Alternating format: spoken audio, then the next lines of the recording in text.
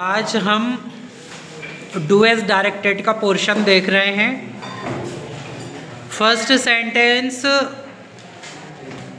हमें रीअरेंज करना है, तो रीअरेंज करने के लिए हम क्या करेंगे, इसको एक सेंटेंस बनाना है, एक proper sentence.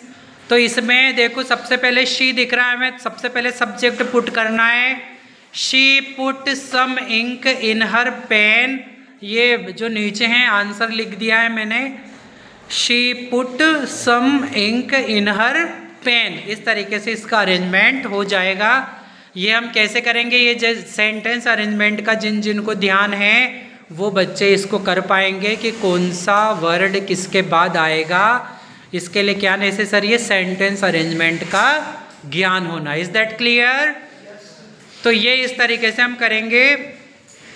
Second, Neha said I want to open this bag. Indirect speech. Indirect speech में इसे कन्वर्ट करना है, तो आप जितना अभी समझ पाए उतना तो अभी समझ ले।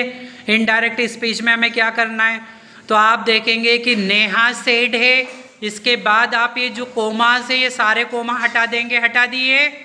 आप नीचे आंसर देखते जाएं।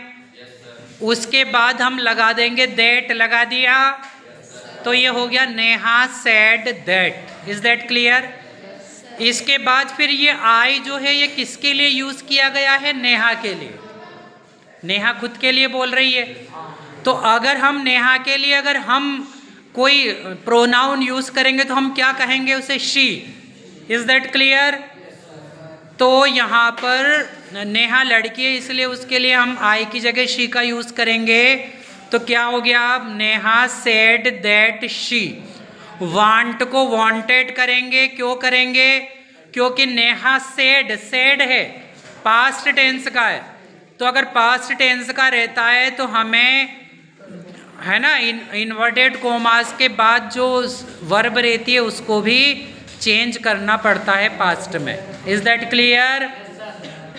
धीरे धीरे इसके ज़्यादा रूल हम सीखेंगे, लेकिन फिलहाल हमें इतना इजीली सीखना है। तो शी वांट का क्या हो गया, wanted. Is that clear? To open this, this का क्या हो गया, that bag. Is that clear? तो आप आंसर देख सकते हैं इसका। Neha said that she wanted to open that bag. This का क्या हो जाता है इनडायरेक्ट में, दैट। अंडरस्टूड? थर्ड पे आएंगे हम। As soon as the boys saw the principal. जैसे ही, एज सून एज का मतलब क्या होता है, जैसे ही बच्चों ने प्रिंसिपल को देखा, दे बिकेम साइलेंट, वो चुप हो गए। हमें क्या करना है, नो सूनर देन से इस सेंटेंस को रीराइट करना है। हमें एज सून एज की जगह क्या लगाना है, ठीक है। आप अच्छे से समझ लीजिए इसको। जहां पर एज सून एज है उसकी जगह आप लगा दीजिए नो सूनर। तो देखिए आप आंसर में हमने नीचे नो सूनर लिख दिया।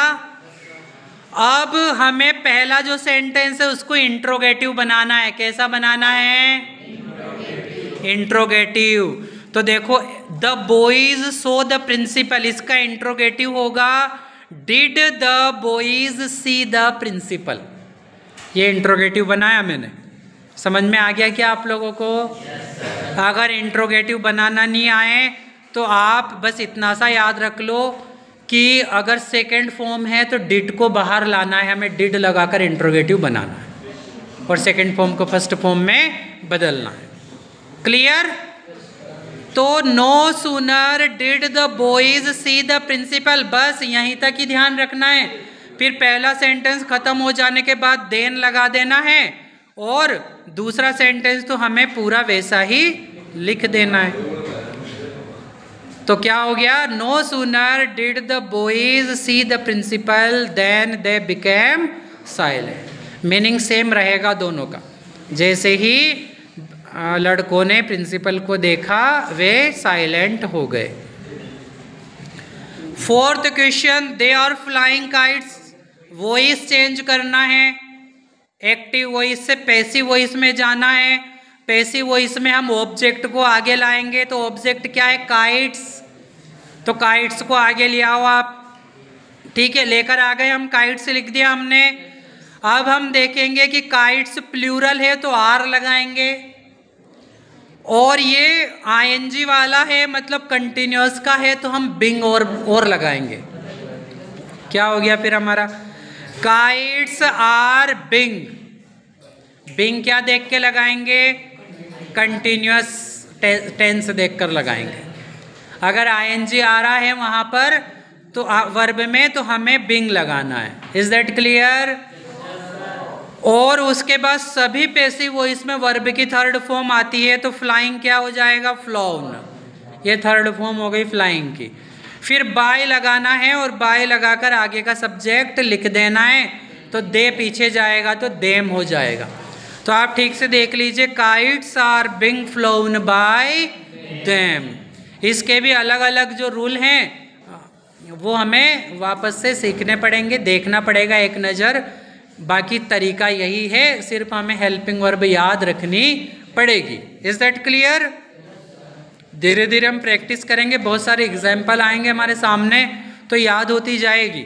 अभी आपको दो चीज़ें भी याद हो गई तो बहुत है, कि एक तो सभी पैसिव वॉइस में थर्ड फॉर्म लगाना है, एक अगर आईएनजी फॉर्म वाला हो तो बिंग भी लगाना है। Is that clear? अगर इधर एम इज आर है तो हमें भी एम इज आर ही हेल्पिंग वर्ब लगाना है। Is that clear? Singular plural के हिसाब से। बाय कहाँ लगाना है, ये आपको दिखा है सब्जेक्ट से पहले, जब ये आगे का सब्जेक्ट पीछे ले जाएंगे उससे पहले। हम आगे बढ़ेंगे, फिफ्थ देखेंगे। We live here since 1952, supply the correct verb. हमें सही वर्ब भरना है, तो हम कैसे पता करेंगे कि देखो सिंस आ रहा है, हम लोगों को पता होना चाहिए कि सिंस फोर जब आता है तो has been, have been, had been लगता है, और वर्ब में आईएनजी आती है। जैसे कि हम लोग एप्लीकेशन में लिखते हैं कि I have been suffering from fever since last night. Is that clear? तो सिंस फोर आता है तो हम क्या लगाते हैं, आईएनजी वर्ब में, और हेल्पिंग वर्ब क्या लगाते हैं, या तो हैज़ बीन, या हैव बीन, या हैड बीन, क्योंकि हमारा जो परफेक्ट कंटिन्यूअस टेंस रहता है उसका है ये सेंटेंस। तो क्या बन जाएगा इसका, वी प्लूरल है तो हम हैव बीन लगाएंगे, we have been living, live में आईएनजी लगाएंगे, here since 1952। Is that clear? तो इस तरीके से हमारे जो डू एज डायरेक्टेड के 5 एग्जाम्पल्स हैं वो हमने अच्छे से समझे हैं। आप लोग एक बार और इनकी प्रैक्टिस कीजिएगा।